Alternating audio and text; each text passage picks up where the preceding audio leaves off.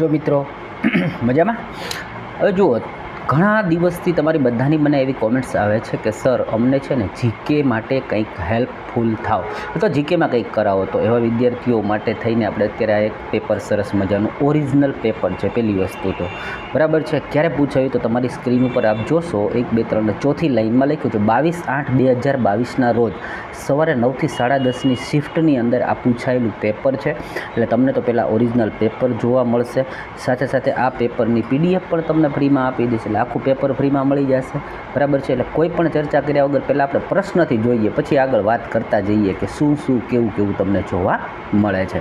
પછી તમારું માટે શું હોમવર્ક રહે છે, તમારે કેવી રીતે આ જીકેને કવર કરવું એની ટિપ્સ પણ આપણે જોઈશું. ઓકે, તો પહેલો જ પ્રશ્ન જે છે ત્યાંથી આપણે શરૂઆત કરીએ. ઓકે, ક્વેશ્ચન્સ નંબર 1 જે છે એ તમને જોવા મળશે કે મેઘાલયની ગારો આદિજાતિમાં સૌથી લોકપ્રિય તહેવાર કયો? તો જુઓ, હવે મને 1-2 જણા એવો બી ક્વેશ્ચન્સ પૂછ્યો કે સર કેમાંથી જીકે કરવું, શું કરવું, કેનામાંથી વાંચવું, બરાબર છે. તો તમારું સામાજિક વિજ્ઞાન જે છે, બરાબર છે, સોશિયલ સાયન્સ આપણે કહીએ, એ છે ને ખૂબ જ ઇમ્પોર્ટન્ટ છે.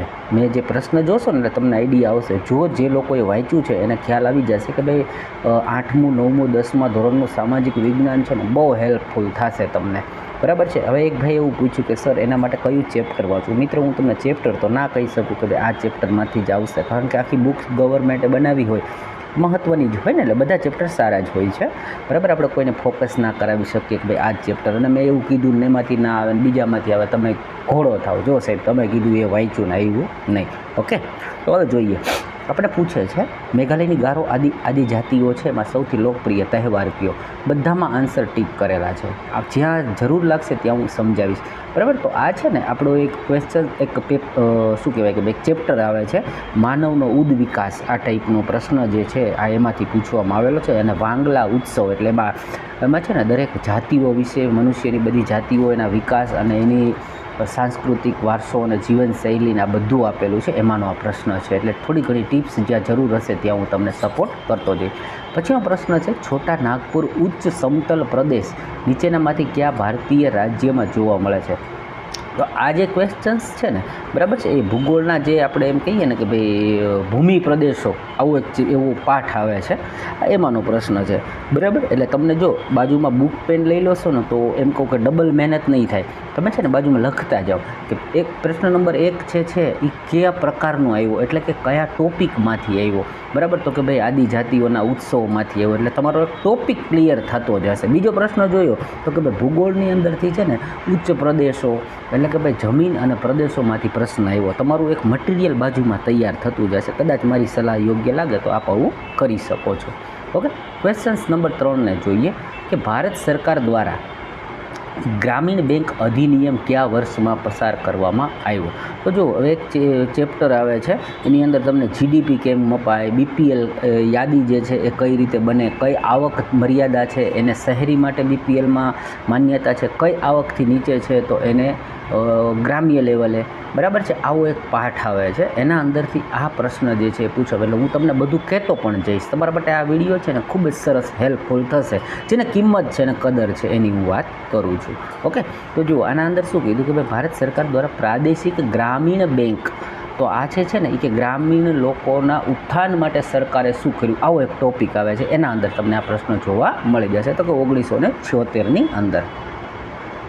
પછીનો પ્રશ્ન જોઈએ, ખાલી જગ્યા એ મધ્યપ્રદેશમાં જોવા મળતી એક પ્રકારની પાણી સંગ્રહ પ્રણાલી છે. હવે તમને થશે કે આ પ્રશ્ન જે છે એ પાણી સંગ્રહ અને આવું બધું પૂછ્યું છે, તો આ શું છે?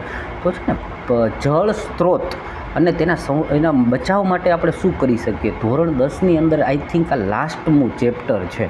આ પ્રશ્ન એની અંદરથી પૂછ્યો છે કે ભાઈ બંધ જે પ્રણાલી છે, બંધ એટલે કે આપણે કહીએ ડેમ બનાવવા, બરાબર છે, એનાથી પાણીના સ્ટોરેજ કરવાથી શું શું ફાયદાઓ થાય, આ ટાઈપનું ચેપ્ટર છે. આ પ્રશ્ન એમાંથી પૂછવામાં આવ્યો છે. તો કે એની અંદર અલગ અલગ વિસ્તારની અંદર જળ સંગ્રહ પ્રણાલીઓના અલગ અલગ નામ આપવામાં આવ્યા છે, જેમાંથી મધ્યપ્રદેશમાં આ જે આપણે ડેમ કહીએ છીએ એને શું કહેવાય કહેવાય? તો કે ભાઈ એને બંધી પ્રણાલી તરીકે ઓળખવામાં આવે છે. આ પ્રશ્ન એ મુજબનો હતો. હા, હવે જે લોકો છે ને એને આ પેપર ક્યાંથી મળશે? જો ભાઈ ડિસ્ક્રિપ્શનની અંદર નીચે છે ને, વિડીયોની નીચે ડિસ્ક્રિપ્શન કહેવામાં આવે છે, એમાં ક્લિક કરશો એટલે તમને લિંક જોવા મળશે, બરાબર. મારા ટેલિગ્રામ લિંક ઉપર ક્લિક કરશો, આપ જોઈન થઈ શકશો. ત્યાં તમને આ PDF મફતમાં મળી જશે. અને જે લોકોને આવા જ ઓરિજિનલ સારા પેપર જોઈએ છે એ લોકો મારો કોન્ટેક કરી શકે છે. એમને આપણે ઓરિજિનલ પેપર જે છે એ આપણે વેચીએ છીએ. જો અહીંયા મારો વોટ્સએપ નંબર આપવામાં આવ્યો છે, એના પર આપ મને કોન્ટેક કરી અને ખરીદી શકો છો. અને જે લોકોને વિજ્ઞાનનું બેસ્ટ મટીરિયલ જોઈએ છે એ પણ આપ મારો કોન્ટેક કરી શકો છો. હવે આપણે પાછા ફરીથી રાબેતા મુજબ આપણા પ્રશ્ન તરફ જતા રહીએ, બરાબર છે. હવેનો પ્રશ્ન જે છે, હા, હવે ઘણા લોકોને ફરિયાદ હતી કે હરખું નથી દેખાતું. ભાઈ હવે જોજો, મસ્ત દેખાય છે ને તમને, તો લાઈક બાઈક કરને કા ભાયા, બરાબર છે. તમારા માટે આપણે બધી જ ટ્રીક અપનાવીએ, જેટલું થઈ શકે એટલું બધી રીતે આપણે કરીએ છીએ. નીચેનામાંથી કયો અધિનિયમ કાયદેસર રીતે ગ્રામીણ પરિવારના પુખ્ત સભ્યોને એક નાણાકીય વર્ષમાં 100 દિવસની વેતન રોજગારની બાંયધરી આપે છે, જેઓ રોજગારની શોધમાં હોય અને અકુશળ શારીરિક શ્રમ કરવા તૈયાર હોય છે, બરાબર. સિમ્પલ વસ્તુ છે. મનરેગા યોજના જે છે એમાં આખી પ્રશ્ન લંબાયો છે. તમને ખ્યાલ હશે કે જે લોકો બેરોજગાર હોય, જ્યારે એની પાસે કોઈ કામ ન હોય ત્યારે ગવર્મેન્ટ છે ખાડા ખોદાવા, ચોકડીઓ ખોદાવી, ડેમને ઊંડી લઈ જવી, આવી પ્રવૃત્તિ કરાવે છે, જેને મનરેગા એટલે મહાત્મા ગાંધી રાષ્ટ્રીય ગ્રામીણ રોજગાર ગેરંટી આવું નામ આપવામાં આવ્યું છે. આ એનો પ્રશ્ન છે. ઓકે, આગળના પ્રશ્નને જોઈએ મિત્રો. ભારતની બંધારણની કઈ વિશેષતા રાજ્ય સ્તરે અને કેન્દ્રમાં સરકારના અસ્તિત્વને દર્શાવે છે? હવે ઘણા મને એવું પૂછે છે બંધારણનો પ્રશ્ન આવે. જો ભાઈ, આના અંદર તમને 2 કે 3 પ્રશ્ન બંધારણના જોવા મળશે. તમને એ પણ ખ્યાલ આવશે કે બંધારણનો ક્વેશ્ચન્સ કઈ ટાઈપનો જોવા મળ્યો.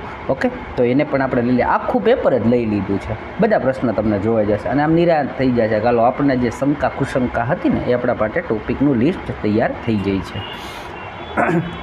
તો ભારતના બંધારણની કઈ વિશેષતા રાજ્ય અને કેન્દ્રના સરકારના અસ્તિત્વને દર્શાવે છે? બરાબર છે. તો જે સંઘવાદ, સંઘનો મતલબ શું છે? અહીંયા આ પ્રશ્ન જે છે, જેને બંધારણ વાંચ્યું છે એને ખબર જ હશે કે સંઘનો મતલબ જ એ છે કે આ દેશ છે ને અલગ રાજ્યોનો બનેલો એક સંઘ છે, બરાબર છે. એટલે કેન્દ્ર સરકાર અને રાજ્ય સરકાર આ બેને જે છે ને એણે એવું કીધું કે એનું અસ્તિત્વ દર્શાવે છે. સંઘવાદની નીતિ એટલે એને અસ્તિત્વ દર્શાવતું કહેવામાં આવ્યું. પછી પ્રશ્ન છે, કયા રાજ્યમાં ભારતના પ્રથમ ગ્રાફીન ઇનોવેશન સેન્ટરની સ્થાપના? તો હવે આ ક્વેશ્ચન્સ કેવો બન્યો કે જે તે સમયે કંઈક નવું સ્થાપવામાં આવ્યું હોય એમાંનો આ પ્રશ્ન જે છે એમને પૂછેલો છે. તો આનો રાઈટ આન્સર કેરળ છે. જો ઘણા પ્રશ્નની અંદર એવું થશે કે તમને બહુ આઈડિયા ના આવે ને, તો મેક્ઝિમમ આમાં છે ને આપણે સામાન્ય રીતે કેરળ છે ને એ ખૂબ જ એમ કહેવાય વિકાસશીલ છે. આપણે એમ કહીએ ને કે ભાઈ મેં ગેસ કર્યું, તમને ગેસ કરવું હોય ને તો કેરળ ઠોકી દેવાનું, બાય ચાન્સ હશે તો લાગી જશે, બરાબર છે. હવે આ વસ્તુ છે શું? તો એના માટે મેં પણ અહીંયા થોડું ગૂગલમાંથી સર્ચ કર્યું કે ભાઈ આ વસ્તુ શું છે. તો કે ફર્સ્ટ ગ્રાફીન ઇનોવેશન સેન્ટર જે છે એને IICG કહેવાય છે, આ joint venture of digital university of Kerala, બરાબર. સેન્ટર ફોર મટીરિયલ ઓફ, એટલે આ ટૂંકમાં કહ્યું ને તો ઇલેક્ટ્રોનિક ટેકનોલોજીને જે કાંઈ એના માટે આગળ વધી શકાય એનું એક સંશોધન કેન્દ્ર બનાવ્યું છે, બરાબર. અને એમાં ઇનોવેશન કેમ લાવવું એના અને એમની સાથે જોડેલા ટાટા સ્ટીલ જો એની સાથે જોડાયેલ છે, હા, બરાબર. આ બંને જોડાય અને નવા સંશોધનો કરે છે. શેના માટે? તો કે ભાઈ એ મેઇનલી છે ને 2D મટીરિયલ માટે ઇનોવેટ કરવું, રિસર્ચ કરવું, ડેવલપ કરવું. લાસ્ટ લાઇનની અંદર તમને વાંચવા મળી જશે. આગળનો પ્રશ્ન જોઈએ. The central institute of Indian, થોડુંક ઝૂમ કરી દો આપણે વચાશે, બરાબર. The central institute of Indian languages, બરાબર છે, કયા શહેરમાં આવેલી છે?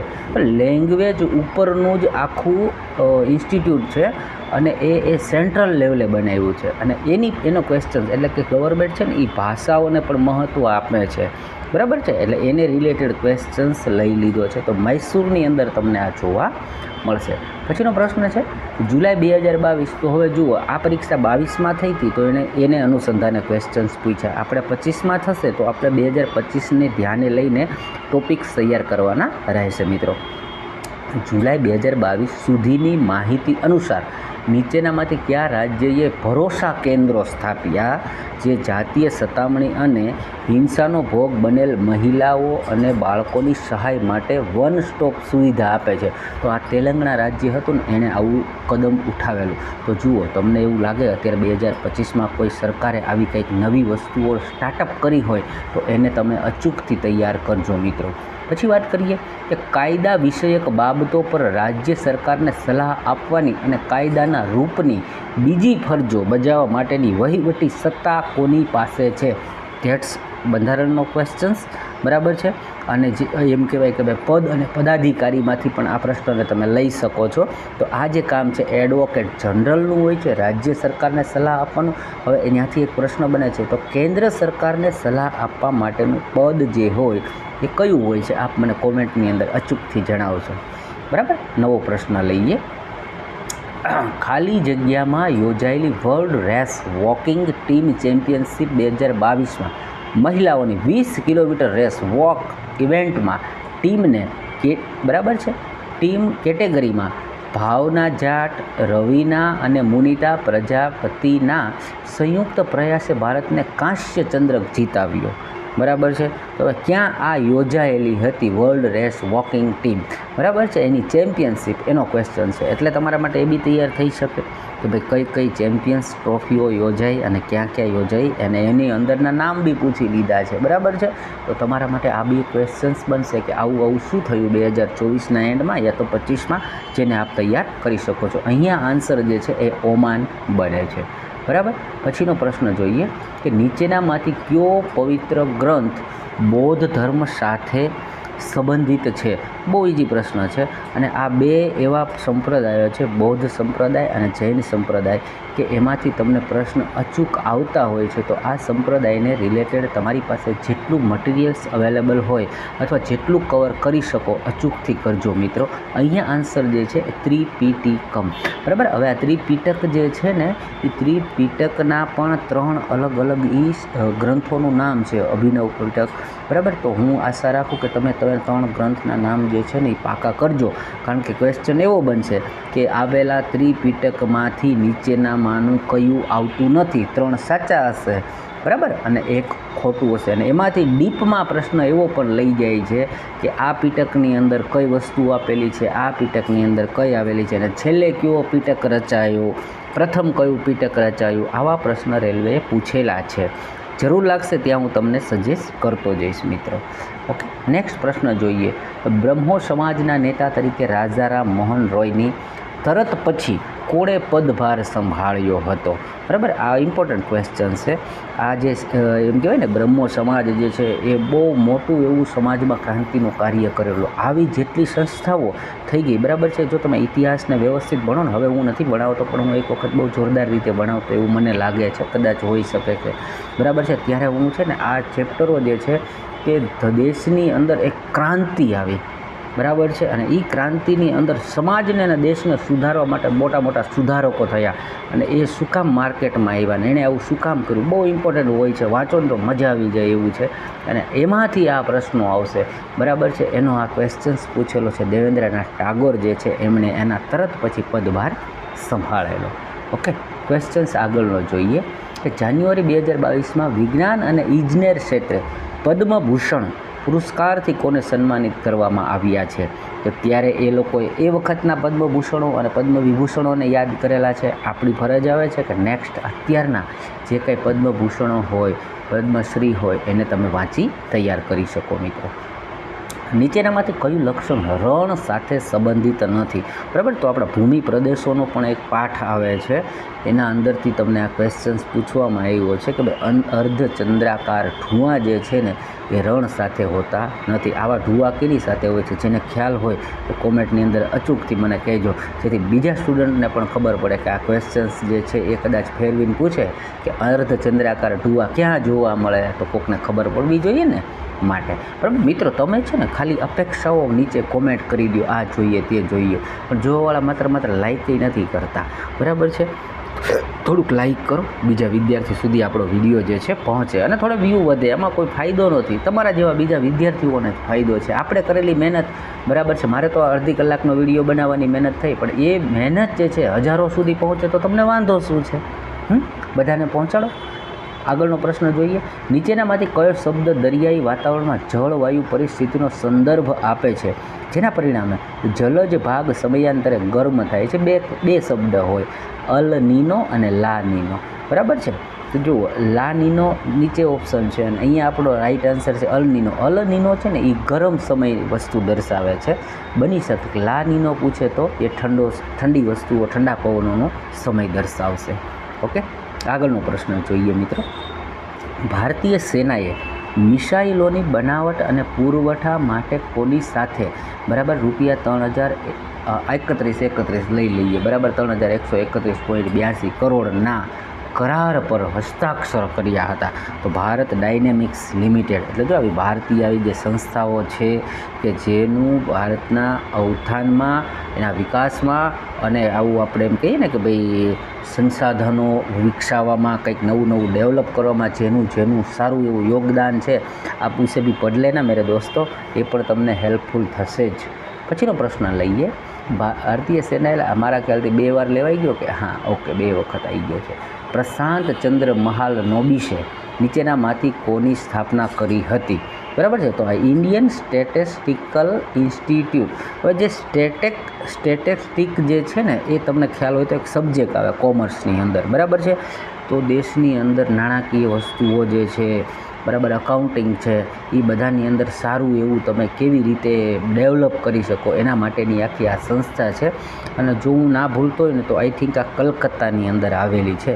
તમે થોડુંક એવું હોય તો ગૂગલમાં આ સંસ્થાનું નામ લખજો, સર્ચ કરજો, તમને બધી વસ્તુઓ જોવા મળી જશે મિત્રો. ઓકે, પછી જોઈએ આગળ કોઈ ક્વેશ્ચન્સ હોય તો. નથી.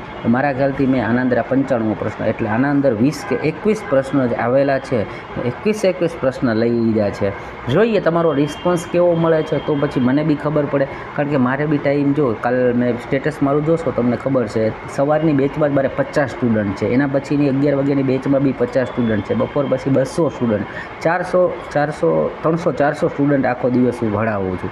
એમાંથી ટાઈમ કાઢું, ડેટા કાઢું, તમારા માટે બનાવવું, આ બધું કરું, અને તમે 40 જણા જુઓ તો એનો કોઈ મતલબ નથી. તો હું મારા 400 છે એને તો હું ધ્યાન આપું કે જે મારી સામે છે, મારી સાથે છે, કે ફીઝ પે કરે છે. તમે તો મફતમાં આપણે જોઈ રહ્યા છો, છતાં મારા તરફથી આપવામાં એવું નથી રાખતો કે મફતને ના આપવું. બરાબર છે.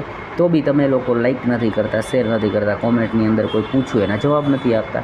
હવે આ એવું જોઈએ કે તમારો કેવો રિસ્પોન્સ આવે. નહીંતર હવે મારે બી એ વેકેશનની અંદર લોટ્સ ઓફ બેચો આવશે. બરાબર છે. હું બી એમાં ધ્યાન આપીશ. ઓકે, ચલો બધાને બેસ્ટ ઓફ લક. વિડીયોને આગળ ફેલાવો અને આ જે PDF છે મફતમાં તમને મળી જશે મારા ટેલિગ્રામ ગ્રુપની અંદર, જેથી તમારી તૈયારીને તમે 4 ચાંદ લગાવી શકો. ચલો, ધન્યવાદ.